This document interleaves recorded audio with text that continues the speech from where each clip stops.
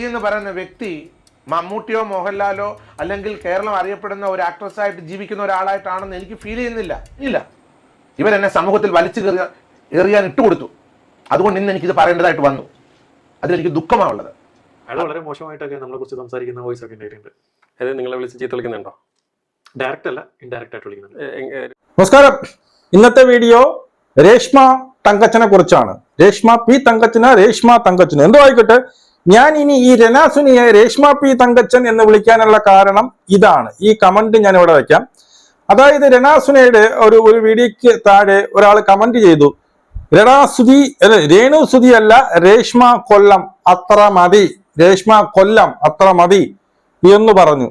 അപ്പോ നമ്മുടെ രനാസുന കൊടുത്ത മറുപടി, നീ ആരുടാ രേഷ്മ കൊല്ലം പറയാൻ, ഞാൻ രേണുസുതി.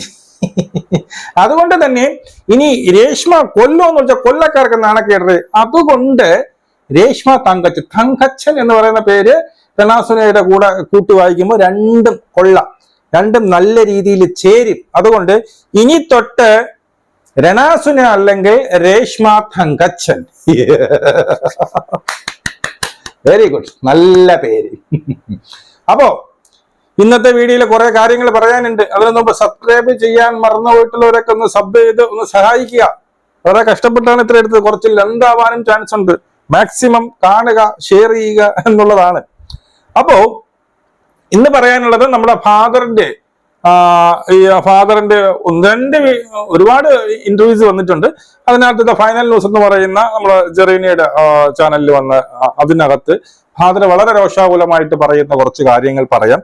അതിനു മുമ്പേ ഞാൻ ഇന്നലെ വീഡിയോയിൽ ഞാനൊരു കാര്യം പറഞ്ഞിട്ടുണ്ടായിരുന്നു. അതായത് ഈ പറയുന്ന ഇതുമായി ബന്ധപ്പെട്ട്, അതായത് ഈ ചോർച്ചയുമായി ബന്ധപ്പെട്ട് ഇത് രനാസുന എന്ത് ചെയ്തു, അല്ലെങ്കിൽ രേഷ്മ തങ്കച്ചൻ എന്ത് ചെയ്തു, അറിഞ്ഞുകൊണ്ട് ഈ പറയുന്ന ആങ്കറോട് ഈ ഒരു ക്വസ്റ്റ്യൻ നിങ്ങൾ ചോദിക്കണം എന്ന് പറഞ്ഞ് ചോദിച്ചതായിരുന്നു എന്ന് ഞാനൊരു കാര്യം പറഞ്ഞിട്ടുണ്ടായിരുന്നു. അത് ശരിവെക്കുന്ന കാര്യങ്ങളാണ് ഇപ്പം വരുന്നത്. സത്യം പറഞ്ഞാൽ എനിക്ക് ആ ഡൗട്ട് അന്നേ ഉണ്ടായിരുന്നു. ഇപ്പോ അത് നമ്മുടെ ഈ ഫിറോസി എന്നെ അത് പൊളിച്ചെടുക്കുന്നുണ്ട്. നമുക്കിപ്പോ കേൾക്കാം. ഇതൊക്കെ പക്ഷെ വേറെ കാര്യം അതിനകത്ത് വെച്ചാൽ ആ ഇന്റർവ്യൂ ശ്രദ്ധിച്ചറിയാം. ആ കുട്ടി ആൾറെഡി സ്ക്രിപ്റ്റ് എഴുതി കൊടുത്തിട്ട് മറ്റാളെ ഇങ്ങോട്ട് ചോദിക്കുക.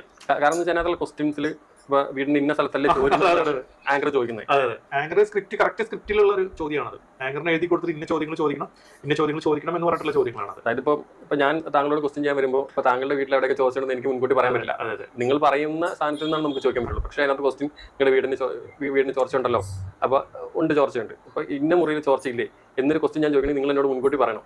അങ്ങനെ ചോർച്ചയുണ്ട്, അങ്ങനെയല്ല. ഒന്നാമത് നിങ്ങൾ എന്റെ അടുത്ത് ചോദിക്കുക എങ്ങനെയാണ് വീട് എന്ന് ചോദിക്കുക. അല്ലാതെ വീടിന് ചോർച്ചുണ്ടെന്ന് ഒരിക്കലും ചോദിക്കില്ല. എങ്ങനെ വീടുണ്ട് ചോദിക്കുമ്പോൾ ഞാൻ പറയും ഇന്ന സ്ഥലങ്ങൾ ചോർച്ചുണ്ടെന്ന് ഞാൻ പറയും. ഇത് കറക്റ്റ് സ്ക്രിപ്റ്റ് ആണ്. അപ്പൊ അത് തന്നെയാണ് ഞാൻ ചോദിച്ചത്. അത് അപമാനിക്കാൻ വേണ്ടിയിട്ടായിരിക്കാം ഒരു പക്ഷേ. അവർ ആൾറെഡി പറഞ്ഞിട്ടുണ്ടായിരുന്നു, ഞങ്ങൾ സോഷ്യൽ മീഡിയയിൽ ഇടും, നിങ്ങൾ ഗ്ലാസ് ഫിറ്റ് ചെയ്ത് തന്നില്ലെങ്കിൽ എന്ന് പറഞ്ഞിട്ടുണ്ടായിരുന്നു. വ്യക്തമായി അവർ അപമാനിച്ചു മുൻപ് പറഞ്ഞിട്ടുണ്ടായിരുന്നു. അത് അവർ നടപ്പിലാക്കി. ഞങ്ങൾ ഓക്കെ, അത് അവര് നടപ്പിലാക്കി. മനസ്സിലായി? അതായത് താങ്കൾക്ക് ഒരു ഭീഷണി മാത്രമല്ല നമ്മുടെ രേഷ്മ തങ്കച്ചൻ ചെയ്യുന്നത്, രനാസുന ചെയ്യുന്നത് ഭീഷണി മാത്രം, അത് നടപ്പിലാക്കുകയും കൂടി ചെയ്തിട്ടുണ്ട്. ആ ഒരു റീല് കണ്ടു കഴിഞ്ഞാൽ ആ രേഷ്മ തങ്കച്ചന്റെ മുഖഭാവം നോക്കിക്കഴിഞ്ഞാൽ വളരെ കൃത്യമായിട്ട് മനസ്സിലാവും. ഇതെല്ലാം വളരെ കാൽക്കുലേറ്റ് ആയിട്ട് ഈ പറയുന്ന കാൽക്കുലേറ്റ് ആയിട്ട് ചെയ്യുന്ന ഒരു പരിപാടിയാണ്. ഈ രേഷ്മ ഇതൊക്കെ ചെയ്യാനുള്ള കാരണം എന്താണെന്ന് അറിയാമോ? അതും ഞാൻ ഇന്നത്തെ വീഡിയോ പറഞ്ഞു. ഇവർക്കെല്ലാം ഫ്രീ ആയിട്ട് കിട്ടണം, എല്ലാം ഫ്രീ ആയിട്ട് കിട്ടണം. അതായത് ഈ പറഞ്ഞ സങ്കടങ്ങളൊക്കെ ഈ പറയുന്ന സോഷ്യൽ മീഡിയയിൽ വന്ന് പറഞ്ഞ് മറ്റുള്ളവർ ഫ്രീ ആയിട്ട് കൊടുക്കണം. നിങ്ങൾ എവിടെയെങ്കിലും ഈ പറയുന്ന രേഷ്മ തങ്കച്ചൻ രനാസുന എവിടെയെങ്കിലും ഞാൻ വാങ്ങിച്ചതാണ് എന്ന് പറഞ്ഞ ഒരു സാധനം നിങ്ങൾ കേട്ടിട്ടുണ്ടോ? ഇല്ല. ഇത് ഈ ഡ്രസ്സ് 2000 രൂപയ്ക്കുള്ള നിക്കറാണ് ഞാൻ ഇട്ടിരിക്കുന്നത്, അത് ഇന്നയാള് വാങ്ങിച്ചത്, ഇത് ഇന്നയാള് വാങ്ങിച്ചത്. ഇപ്പൊ ഷെൽഫിന്റെ കേസ് പറയുമ്പോഴും പറഞ്ഞിട്ട് വേറെ ആരെങ്കിലും വിളിച്ചോ എന്ന് എനിക്കറിയത്തില്ല. ആരോ വിളിച്ചോ എനിക്ക് ഷെൽഫ് ഉണ്ടാക്കി തരാന്ന് പറഞ്ഞു. പേര് ഞാൻ ഇപ്പൊ പറയുന്നില്ല, മനസ്സിലാക്കണം. ഇതൊക്കെ നമ്പറാണ്. പേര് ഞാൻ ഇപ്പൊ പറയുന്നില്ല, ഞാൻ ഉണ്ടാക്കി തന്നതിന് ശേഷം പറയാം. അതായത് എന്താണ് അവിടെ മനസ്സിലായോ? അവിടെ എന്താണ് സംഭവിക്കുന്നത്? എല്ലാം അവൾക്ക് ഫ്രീ ആയിട്ട് കിട്ടണം. ഈ ഫ്രീ ആയിട്ട് കിട്ടാൻ വേണ്ടിയിട്ടാണ് ഈ വന്ന് ദാരിദ്ര്യം വിളമ്പുന്നത്. ദാരിദ്ര്യം വിളമ്പി ആൾക്കാരെ നിന്ന് പൈസ അടിച്ചു മാറ്റി, അല്ലെങ്കിൽ അവരെന്തെങ്കിലും എന്ത് ചെയ്തു, ഇതുപോലെ ഫ്രീ ആയിട്ട് വാങ്ങിച്ച് സുഖിച്ച് ജീവിക്കണം. ഇതാണ് സംഭവം. ഇതാണ് ഈ പറയുന്ന ഇവളുടെ അജണ്ട. കേൾക്കാം. നമ്മളിപ്പോഴത് ചെയ്തു കൊടുക്കണമെങ്കിൽ നമുക്ക് ചെയ്തു കൊടുക്കുന്നത് കുഴപ്പമൊന്നുമില്ല. ഞങ്ങളിപ്പോൾ ഒന്ന് തീരുമാനിച്ചാൽ വേണമെങ്കിൽ നമുക്ക് അത് ചെയ്തു കൊടുക്കാം. ഇപ്പൊ അതിന്റെ പേരിൽ ഒരു ബുദ്ധിമുട്ടും കാര്യങ്ങളും നമുക്കില്ല. നമുക്ക് മീൻസ് ഞങ്ങളുടെ ആഗ്രഹം എന്താണെന്ന് പറഞ്ഞു കഴിഞ്ഞാൽ, അല്ലെങ്കിൽ അവര് വെറുതെ ഇരുന്നിട്ട് ഇങ്ങനെ എല്ലാം ഫ്രീ ആയിട്ട് കിട്ടണം എന്ന് പറയുമ്പോൾ ഒരു വിഷമമുണ്ടല്ലോ. അത്രേ ഉള്ളൂ. അതിന്റെ പേരിലാണ് നമ്മളന്ന് ചെയ്തിട്ടില്ല എന്നുള്ളത്. കണ്ടോ, എല്ലാം ഫ്രീ ആയിട്ട് കിട്ടണം എന്നുള്ള ഒരു സംഭവം ഉണ്ടല്ലോ. അതുകൊണ്ടാണ് അവരുടെ സംസാരത്തിൽ നിന്ന് തന്നെ നമുക്ക് മനസ്സിലാകും. അതുകൊണ്ടാണ് ഈ പറയുന്ന എന്താണ് ഇവർ വാങ്ങിച്ചു കൊടുത്തത്. അതുമല്ല, ഈ തങ്കച്ചൻ, നമ്മുടെ തങ്കച്ചണ്ണ എന്ത് ചെയ്തു, വിളിച്ച് ഈ ദാനം ഇവർക്ക് ഇത്രയും 10-25 ലക്ഷം രൂപയുടെ സാധനം വാങ്ങിച്ചു കൊടുത്ത അവരെ തെറി വരെ വിളിച്ചു. അത് കേൾക്കണോ? അതുവരെ കേൾപ്പിച്ചു തരാം. അച്ഛൻ നിങ്ങളെ പല സമയത്തും കോൺടാക്ട് ചെയ്തെന്ന് പറഞ്ഞു. ഈ പർട്ടിക്കുലർ വിഷയത്തിൽ എപ്പോഴെങ്കിലും കോൺടാക്ട് ചെയ്തിട്ടുണ്ടോ? ഇല്ല, ചെയ്തിട്ടില്ല. അയാൾ വളരെ മോശമായിട്ടൊക്കെ നമ്മളെ കുറിച്ച് സംസാരിക്കുന്ന വോയിസ് ഒക്കെ ഉണ്ടായിട്ടുണ്ട്. അതായത് നിങ്ങളെ വിളിച്ച് ചീത്ത വിളിക്കുന്നുണ്ടോ? ഡയറക്റ്റ് അല്ല, ഇൻഡയറക്റ്റ് ആയിട്ട് വിളിക്കുന്നുണ്ട്. ഒരു വെളിപ്പെടുത്താൻ പറ്റുന്ന കാര്യങ്ങളാണോ? ഇല്ല, നമ്മളൊരിക്കലും അവരോട് പറഞ്ഞിരുന്നത് എന്താ വെച്ചാൽ, ഈ വീട് നിങ്ങൾക്ക് ഇഷ്ടപ്പെട്ടില്ല എന്നുണ്ടെങ്കിൽ അവർ ഒരുപാട് കാലമായിട്ട് വീടിനെ കുറിച്ച് ഇങ്ങനെ കംപ്ലൈന്റ് പറയാം. അപ്പോൾ നമ്മളെടുത്ത് പറഞ്ഞു, നിങ്ങൾക്ക് താല്പര്യമില്ല, നിങ്ങൾക്ക് വേറെ ആരെങ്കിലും വീട് വെച്ച് തരുന്നുണ്ടെങ്കിൽ അവിടുത്തെ ഫർണിച്ചറൊക്കെ ഞങ്ങൾ എടുത്തു കൊണ്ടുവന്ന് വീട് പൊളിച്ച് ഞങ്ങൾ ഏതെങ്കിലും കിട്ടാവുന്ന അത്ര സാധനങ്ങൾ എടുത്ത് വേറെ ആർക്കെങ്കിലും ഞങ്ങൾ വീട് ഉണ്ടാക്കി കൊടുത്തോളാം എന്ന് പറഞ്ഞു.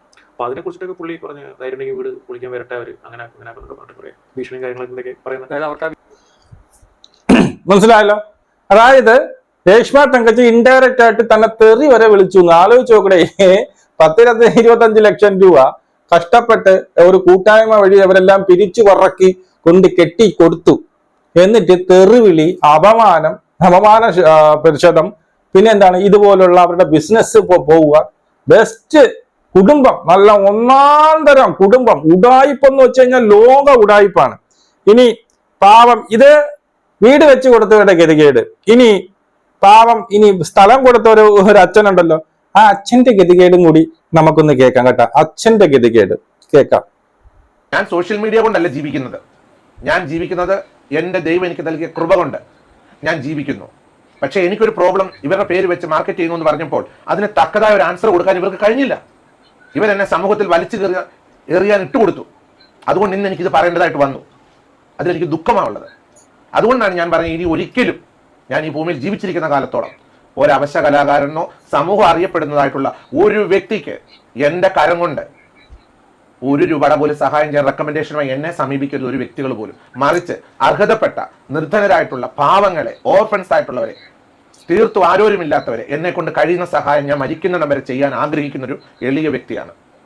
ഒരിക്കലും സമൂഹത്തിൽ റെപ്യൂട്ടഡ് ആയിട്ട് ഇങ്ങനെ പേരെടുത്തവരും അല്ലെങ്കിൽ അങ്ങനെയുള്ളവർക്ക് ഞാൻ ചെയ്യാൻ പോകുമ്പോൾ എന്നെ ഇങ്ങനെ സമൂഹത്തിൽ എറിയുക എടുത്തിട്ട്, നമ്മൾ പറയത്തിലൊരു പന്തെടുത്ത് എറിയുന്ന പോലെ എന്നെ ഒത്തിരി എറിഞ്ഞു. കുറെ ഞാൻ കണ്ണുനീര് കുടിച്ചു, കരഞ്ഞിട്ടുണ്ട്.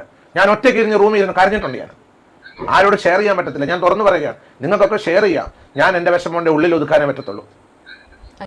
അടുത്തയാള്, ഭൂമി കൊടുത്തയാള്, ഈ പറയുന്ന രേഷ്മ തങ്കച്ചൻ കാരണം, ഈ രണാസുന കാരണം എന്ത് ചെയ്തിട്ടുണ്ട്, വീട്ടിൽ ഒറ്റയ്ക്കിരുന്ന് കരയേണ്ടതായിട്ട് ഗതി വന്നിട്ടുണ്ട്. ഞാൻ ഇനി ഒരിക്കലും ഈ പറയുന്ന സെലിബ്രിറ്റി ഇതുപോലെ, അതായത് 4 പേര് അറിയുന്ന ആൾക്കാരുണ്ടല്ലോ, അവർക്ക് ഞാൻ ഇതുവരെ ഇനി ഞാൻ കൊടുക്കത്തില്ല. ഈ പുള്ളി കുറെ കാര്യങ്ങൾ പറയുന്നുണ്ട്.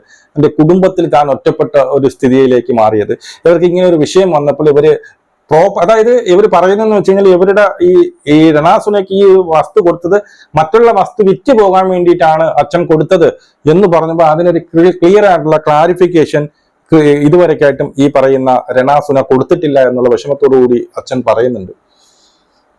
എനിക്കോ ഫിറോസിനോ 24 ചാനലിനോ ഒക്കെ ലഭിക്കേണ്ടതായിട്ടുള്ള ഒരു കരുതല്, ഒരു വാക്കുകൊണ്ട് ഞങ്ങളെ പിച്ച് ചിന്തിയ സന്ദർഭങ്ങളുണ്ട്. 24 ചാനലിനെ പിച്ച് ചിന്തിയ ദിവസങ്ങളുണ്ടായിരുന്നു.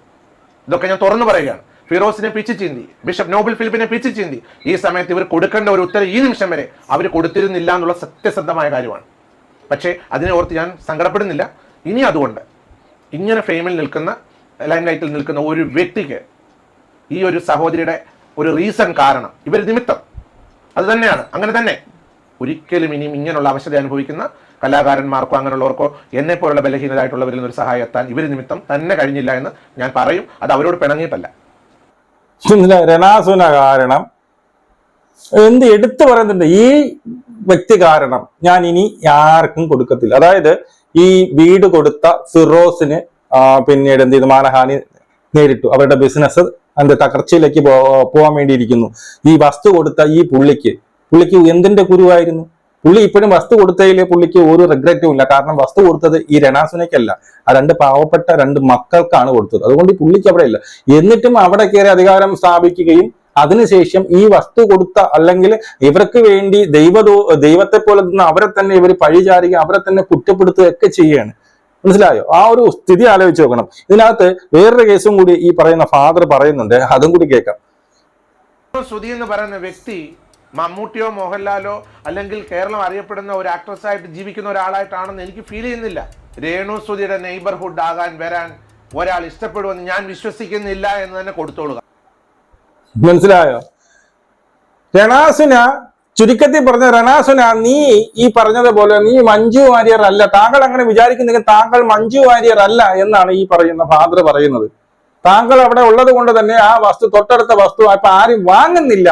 ഒരൊറ്റ മനുഷ്യര് ഈ പറയുന്ന രണാസുനയുടെ അടുത്തേക്ക് താമസിക്കാൻ ഇഷ്ടപ്പെടുന്നില്ല എന്നുകൂടി ഈ പറയുന്ന ഫാദർ പറഞ്ഞു വെക്കുന്നുണ്ട്. എന്തൊരു ഗതികേടാണ്, എന്തൊരു ഗതികേട്. രണാസുനയ്ക്ക് ഇപ്പോ രണാസുനയുടെ അജണ്ട എന്ന് വെച്ച് കഴിഞ്ഞാൽ ആ വീട് മാറണം. രണാസുനയ്ക്ക് ആ വീട് മാറി മറ്റൊരു വാടക വീട്ടിലേക്ക് പോകണം. അല്ലെങ്കിൽ ഈ കണ്ടുകൊണ്ടിരിക്കുന്ന ആരെങ്കിലും മുമ്പ് എന്ന് വെച്ചാൽ ഞാൻ അത്ര വലിയ ഫേമസ് ആണ്, ഞാൻ എന്ന് ഇവിടെ ദാരിദ്ര്യം വിളമ്പുകയാണ്, എനിക്കൊരു തേങ്ങയുമില്ല, കൊച്ചിനൊരു ബാഗ് വാങ്ങാനും കൂടി പൈസ കിട്ടുന്നില്ല, ആഴ്ചയിൽ ഒരിക്കലൊക്കെയാണ് വീട്ടിൽ വരുന്നത്, അത്രയ്ക്ക് ഷൂട്ടിംഗ് ആണ്, പക്ഷെ വേറെ ഒരു പൈസ ഇല്ല. പിന്നെ ശരീരത്തിട്ടിരിക്കുന്ന ഏറ്റവും ഇസഡ് ഡ്രസ്സുകളെല്ലാം മറ്റുള്ളവരുടെ ദാനമാണ്, മറ്റുള്ളവർ വാങ്ങിച്ചു കൊടുക്കുകയാണ്. ഇനിയിപ്പം രണാസുനയ്ക്ക് ഒരു ആപ്പിളിന്റെ ഫോണാണ്, പലവട്ടം പറയുന്നുണ്ട് എന്റെ ഒരു പൊട്ട ഫോണാണ്, 4000 രൂപയ്ക്കുള്ള പൊട്ട, ഇനി മാറ്റിയൊന്ന് വാങ്ങണം, എനിക്ക് ഷെൽഫില്ല, ആരെങ്കിലൊക്കെ ഇനി ഷെൽഫ് വെച്ച് തരും, എനിക്ക് പിന്നെ ലിവിങ് ഏരിയ ഇല്ല, ഇനി ആരെങ്കിലും അത് വെച്ച് തരട്ടെ. ഇപ്പോഴവരുടെ ആഗ്രഹം ഒന്നുകിൽ മറ്റാരെങ്കിലും ഒരു വീട് വെച്ച് കൊടുക്കണം, മറ്റാരെങ്കിലും എന്ത് ചെയ്യണം, ഒരു വീടും സ്ഥലവും കൃത്യമായിട്ട് ഇവരുടെ ആ ഒരു പിന്നെ ദാരിദ്ര്യം കണ്ട് വെച്ചു കൊടുക്കണം. ഇല്ലാന്നുണ്ടെങ്കിൽ വാടക വീട്ടിലോട്ട് എനിക്ക് പോകണമെന്ന് ആഗ്രഹമുണ്ട്, പക്ഷെ എൻ്റെ കയ്യിൽ പൈസയൊന്നുമില്ല, എന്റെ ഇടയിൽ കൂടി തെറ്റരും, എൻ്റെ കയ്യിൽ പൈസയൊന്നുമില്ല. അതായത് ആരെങ്കിലും കനിഞ്ഞു പൈസ കൊണ്ട് ദാനമായി കൊടുത്ത് ആ പൈസ കൊണ്ട് ഒരു വാടക വീടോ ഒരു പുതിയ വീടോ അത് ആരെ പേരിൽ കിട്ടണം ഇനി? അതായത് ഈ പറയുന്ന കിച്ചുവിന്റെയും ഈ പറയുന്ന ഋതപ്പിന്റെയും പേരിലാണ് ഈ ഒരു വീട്. ഈ പറയുന്ന രണാസുനയ്ക്കോ തങ്കച്ചനോ ഒരു സാധനമില്ല. ഇനി നിങ്ങൾ ആരെങ്കിലും വീടോ സ്ഥലങ്ങളോ വാങ്ങിച്ചു കൊടുക്കണമെങ്കിൽ തന്റെ രേഷ്മ തങ്കച്ചൻ എന്നുള്ള പേരിൽ എന്ത് ചെയ്യണം, വാങ്ങിച്ചു കൊടുക്കണം. മനസ്സിലായ ഐഡിയ ഇതിന് തന്നെയാണ്. ആ പുള്ളി പറഞ്ഞ വളരെ കറക്റ്റ് ആണ്. എന്തും ഓസിന് കിട്ടണം, ആൾക്കാരെ പറ്റിക്കണം, ആൾക്കാരെ ഫ്രണ്ടിൽ വന്ന് ഞാൻ എന്റെ പിന്നെ ആരാണ് എന്റെ സുധിച്ചേട്ടൻ എന്ന ആൾക്കാരെ ഫ്രണ്ടിൽ മാത്രമേ ഉള്ളൂ. സുധിച്ചേട്ടന്റെ സ്ഥാനം കട്ടിന്റെ അടിയിലും അലമാരിയുടെ അടിയിലും അലമാരിയുടെ മുകളിലൊക്കെയാണ്. സുധിച്ചേട്ടൻ അവിടെ കംപ്ലീറ്റ് വേസ്റ്റ് ആയിട്ടുണ്ട്. ആൾക്കാർ വരുമ്പോ എടുത്തു വെച്ചിട്ട് മണപ്പിക്കുന്നു, പിന്നെ ഞാനൊന്നും ഇത്രയേ ഉള്ളൂ. ഇത് തന്നെയാണ്, മനസ്സിലായോ? ഇനി ആരെങ്കിലും കൊണ്ട് 5 പൈസ അവൾക്ക് കൊടുക്കുമെന്ന് എനിക്ക് അറിഞ്ഞൂടാ. കൊടുക്കുന്നവര് ചുമ്മാ ഇരിക്കണേ കൊടുക്കും. നാളെ നിങ്ങളുടെ ഗതിയും ഇത് തന്നെയാണ്. എന്ത് വാങ്ങിച്ചു കൊടുത്താലും, ആര് വാങ്ങിച്ചു കൊടുത്താലും നാളെ ഈ സാധനം വന്ന് കുറ്റം പറയും. ഞാൻ പറഞ്ഞില്ല, ഈ വീടിന്റെ ഞാൻ ഒരാഴ്ച മുമ്പ് ഞാൻ പറഞ്ഞേനെ, ഈ വീടിന്റെ കേസ് പലരിടത്തും ഇവളിത് നിരന്തരം പറയുന്നുണ്ട്. ഈ വീട് അവര് ഇത്രയും മോശമായിട്ടാണ് നമുക്ക് വെച്ച് തന്നതെന്ന് നിരന്തരം പറയുന്നുണ്ട്. അത് ഞാൻ പറഞ്ഞ് 3-4 ദിവസത്തിന് ശേഷമാണ് മീഡിയയോട് പറയുന്നത്. നമ്മളല്ലാതെ അറിഞ്ഞു. അതായത് അവിടെ ആരൊക്കെ വരുന്ന അവരുടെ അടുത്തൊക്കെ പറയുന്നുണ്ട്. മനസ്സിലായോ? എങ്കിലും എന്റെ രേഷ്മ പി തങ്കച്ച, എന്റെ രണാസുന, എന്റെ ഗതി അതോ ഗതി. ജയ് ഹിന്ദ്.